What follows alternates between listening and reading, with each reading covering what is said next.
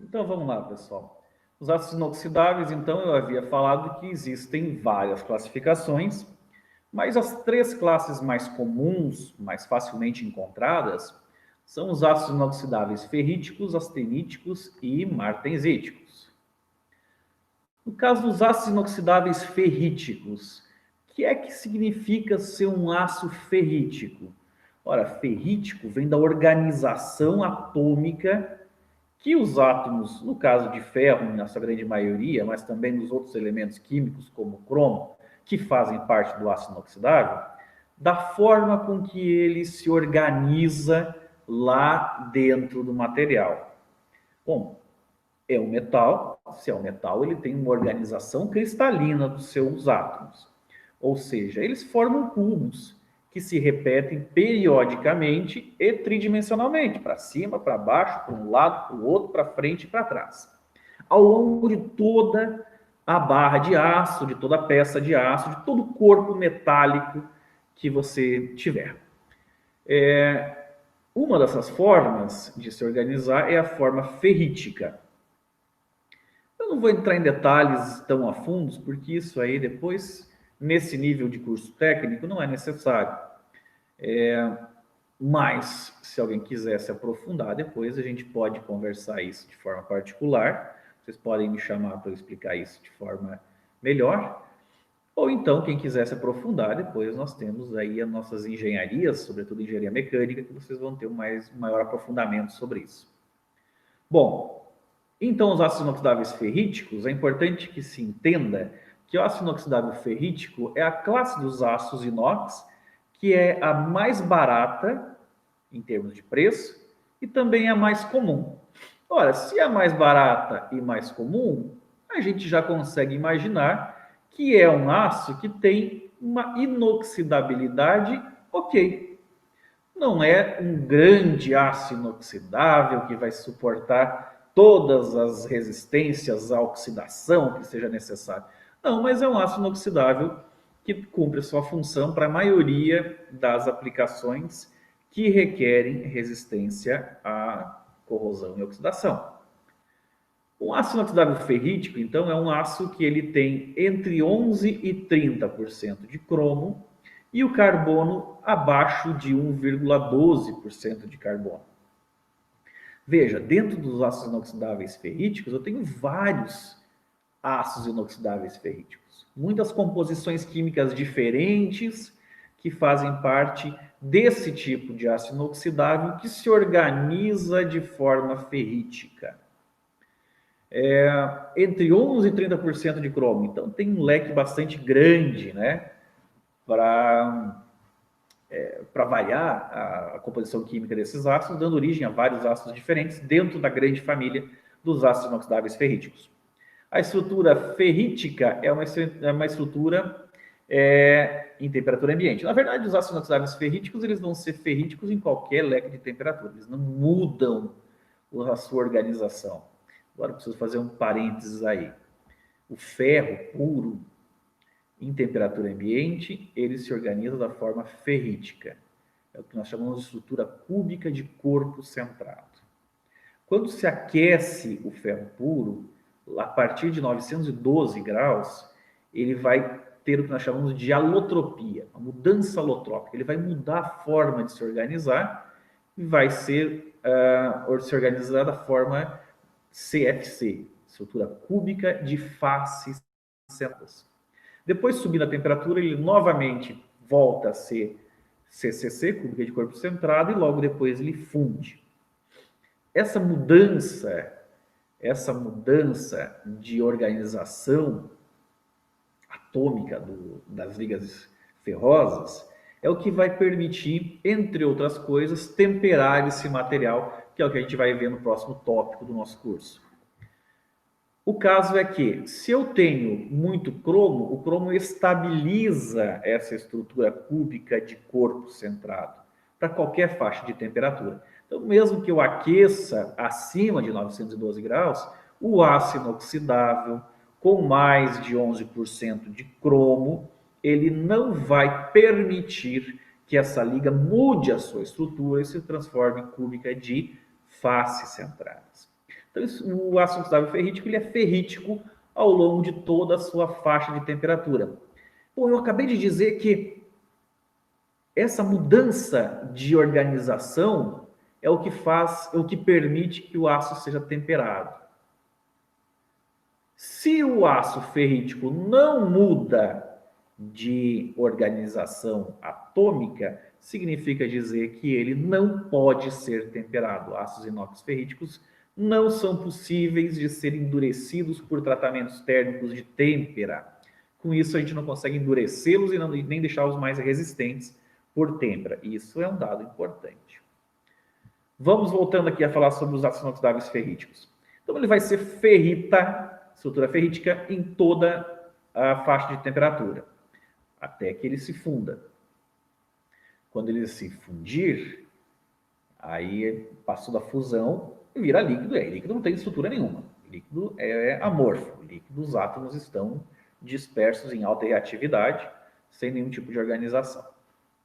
Bom, esses aços, os ferríticos, eles podem ter ainda variações, além de ferro, baixíssimo carbono, menor do que 0,11, 0,12% de carbono, e de 11 a 30% de cromo, eles podem ter alguns tipos de elementos químicos para melhorar a resistência à corrosão, né, dependendo de cada aplicação especial. Por que o teor de carbono de aço inoxidável é tão baixo, nesse caso ferrítico, abaixo de 0,12%? Porque, veja, se eu tenho muito carbono, o carbono ele pode se combinar com o cromo e formar carbonetos de cromo. São partículas duras no material. Deixa o material duro e resistente mecanicamente. O fato é que, se o cromo for utilizado para endurecer o aço, ligando-se com o carbono, esse cromo deixa de estar disponível para se combinar com o oxigênio do ar e formar a cromita, formar a camada passivadora, que é o que de fato faz com que o aço se torne inoxidável. Essa formação, essa película de óxido de cromo, a cromita, é o que deixa o material inoxidável. Então, se eu tiver muito carbono, o carbono vai tirar a disponibilidade do cromo de proteger o aço do oxigênio. Então, portanto, eu mantenho baixo a quantidade de carbono para que o cromo possa realizar sua passivação do material, protegendo ele do oxigênio do ar. Os ácidos inoxidáveis ferríticos são endurecidos, então, já que eles não podem ser endurecidos por tratamento térmico, normalmente eles são endurecidos por deformação. Quanto mais eu deformo um aço, mais ele vai ficar duro e resistente mecanicamente. Qualquer um que já pegou um clips, um aramezinho na vida, e perceber que se eu for dobrando esse clips, esse arame, o que vai acontecer com ele? Vai chegar um momento que ele vai endurecer, até que, de tão duro, eu forço e ele quebra. Quanto mais eu deformo o clips, mais ele endurece.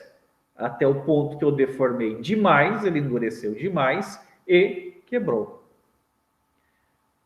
A mesma coisa vai acontecer com o aço inoxidável ferrítico. Na fabricação da chapa de aço inox ferrítico, eu preciso deformar esse material por um processo que nós chamamos de laminação, e nós vamos estudar mais para frente. Laminação são rolos laminadores, onde eu passo o aço mais alto de um lado, ele lamina e sai mais fino e comprido do outro. Essa deformação dá endurecimento à chapa de aço ferrítico. Então eu não vou temperar esse material para deixar ele mais duro e resistente mecanicamente. Não, eu vou deformá-lo mecanicamente. Bom, a questão é que então os aços ferríticos, eles têm aí, vamos lá, tem um preço bastante baixo, mas uma resistência à corrosão e oxidação também relativamente baixa. Os principais tipos dos ácidos inoxidáveis ferríticos, então, seguindo a norma BNT, o 405, 430, 442, 443, 444. O 405 e o 430 são os mais utilizados. E para que o ácido ferrítico é utilizado de forma geral? Bom, utilizado para fazer utensílios alimentares, por exemplo. Vocês estão vendo aí no slide baixelas, travessas, pegadores, talheres. Esses materiais, essas aplicações precisam de resistência à corrosão? Precisa, vai estar em contato com vinagre ali e tal, acidez de algum elemento ali, de um tomatinho, limão, enfim. Precisa ser inoxidável.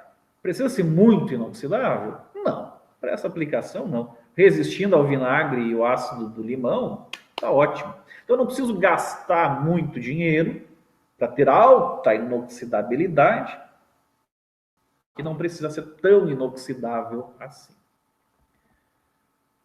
Tem ali o exemplo de uma pia também. A pia também não precisa. Precisa de muita resistência à corrosão uma pia? Não. Mesma coisa, se suportou vinagre, suportou a própria água que fica ali em cima, suportou cítricos, frutas em geral, de repente você vai cortar um peixe ali e vai sair os líquidos digestivos do peixe, sei lá eu, se peixe tem aparelho digestivo, como é que isso funciona, deve ter, enfim.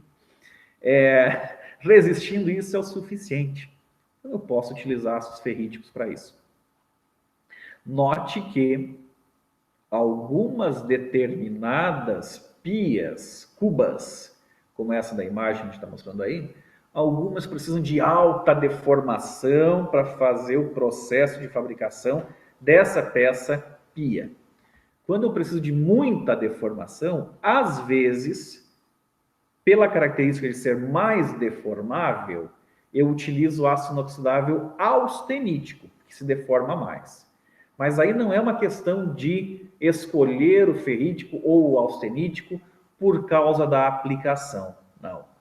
Eu vou escolher ferrítico ou austenítico pela capacidade de deformação que esse material vai ter. Mas as pias comuns, em geral, essas que a gente encontra aí em cozinhas, pias pequenas, enfim, normalmente são ferríticos mesmo. E a gente tem exemplos aí também de um prédio com uma estrutura moderna, onde a sua fachada é de aço inox. Bom, precisa de muita resistência à corrosão uma fachada de prédio? Não precisa. Precisa de resistência à corrosão ao ponto de suportar a umidade, a água, a chuva que está caindo por ali, eventualmente poluição, alguma coisinha que tem ali, mas pouca coisa, né? Pouca coisa de resistência à corrosão. Então, se é pouca coisa, e também se para fazer todo o revestimento de uma fachada de um prédio, eu preciso de muito material, obviamente que eu vou precisar aí de um material de mais baixo custo. E aí os ferríticos também são utilizados para fachada de prédio em geral.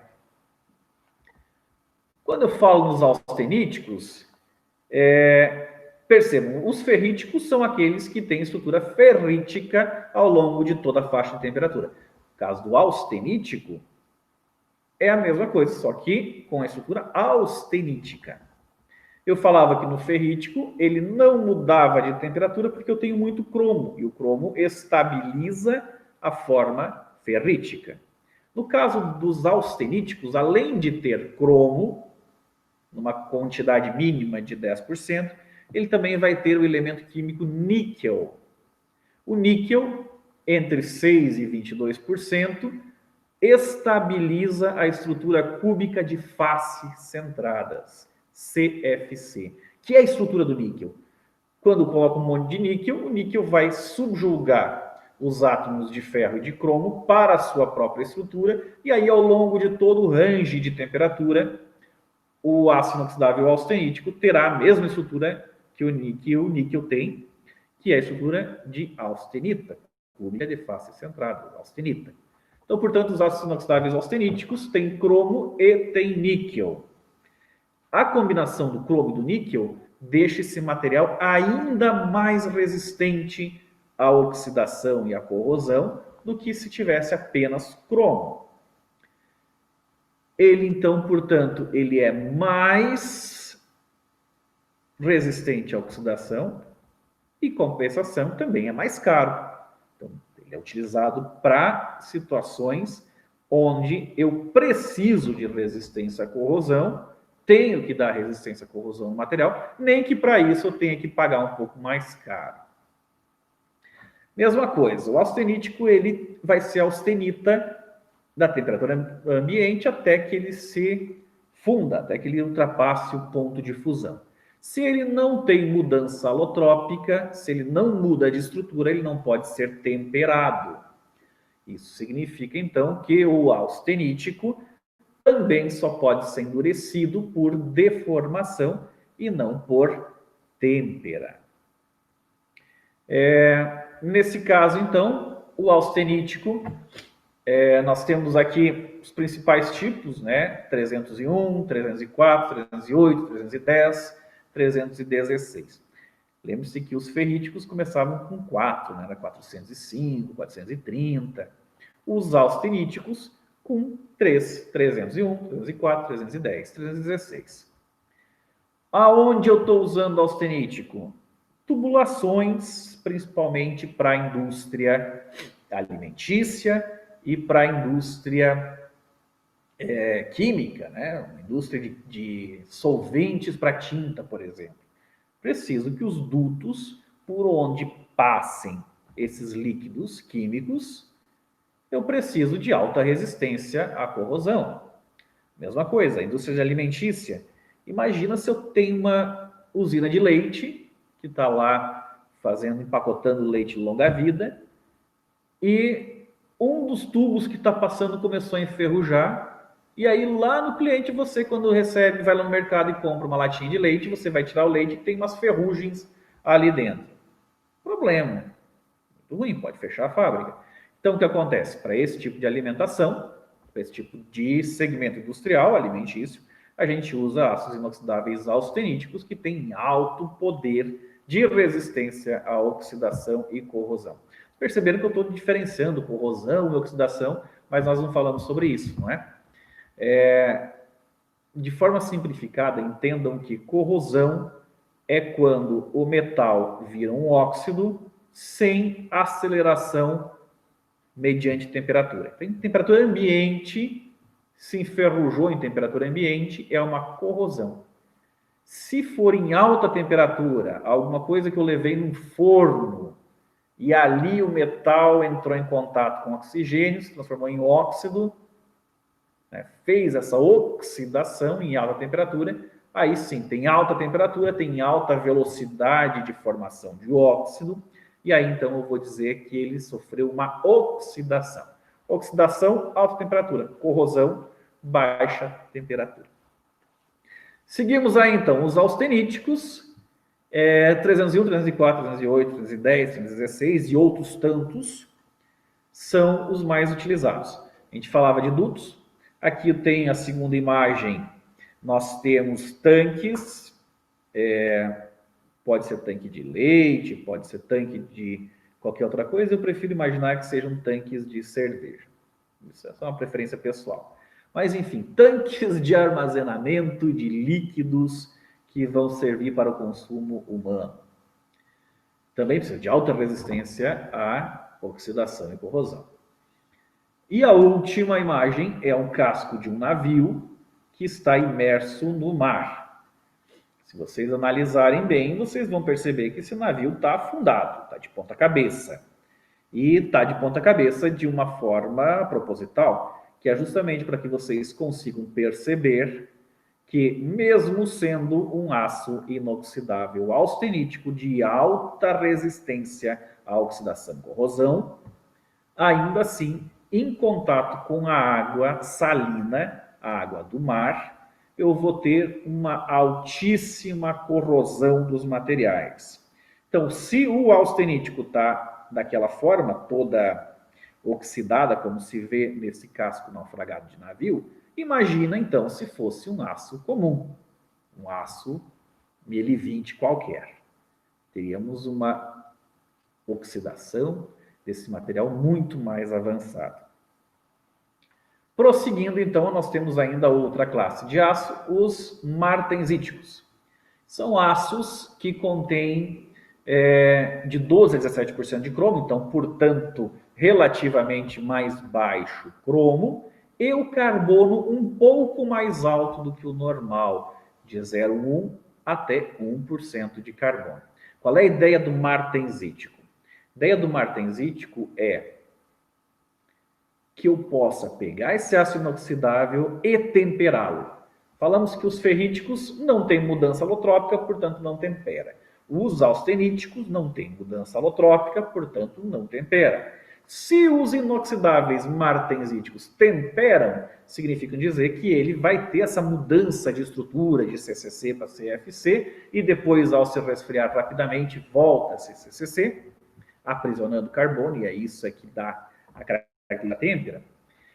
Mas então o martensítico pode ser temperado. Se ele pode ser temperado, ele ganha resistência mecânica.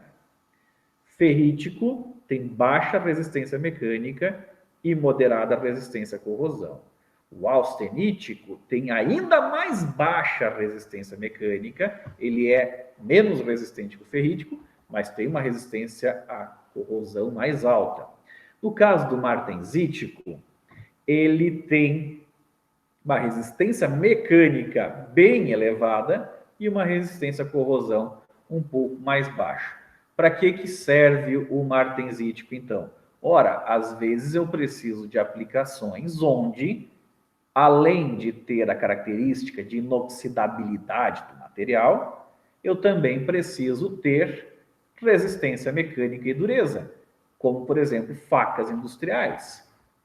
Ora, se a pressão, mecânica nós chamamos de tensão, se a tensão é força sobre a área, e eu estou falando do fio de uma lâmina, de uma faca, que a área é muito pequenininha, qualquer força aplicada sobre uma área, dividida por uma área muito pequena, eu vou ter uma tensão aplicada no fio da faca muito alta.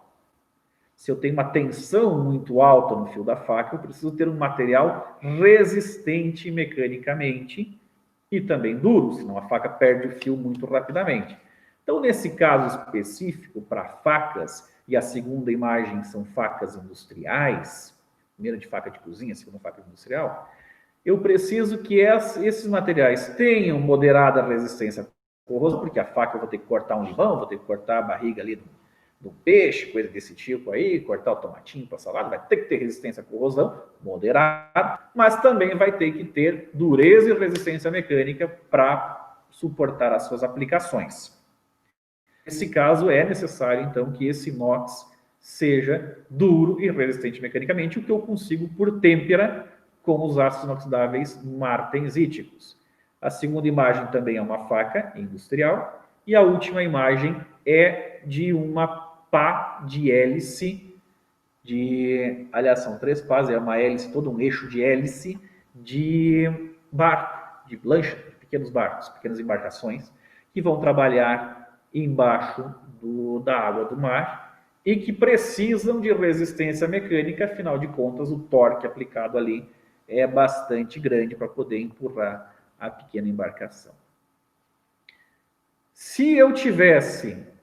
Eu disse para vocês que eu ia simplificar e falar de ferrítico, martensítico e austenítico. Se eu tivesse a necessidade de algo que fosse de alta resistência mecânica e também de alta resistência à corrosão, aí eu ia precisar de ligas especiais, como os ácidos inoxidáveis endurecíveis por precipitação, que a gente não vai entrar nesse ramo, já que são coisas mais específicas.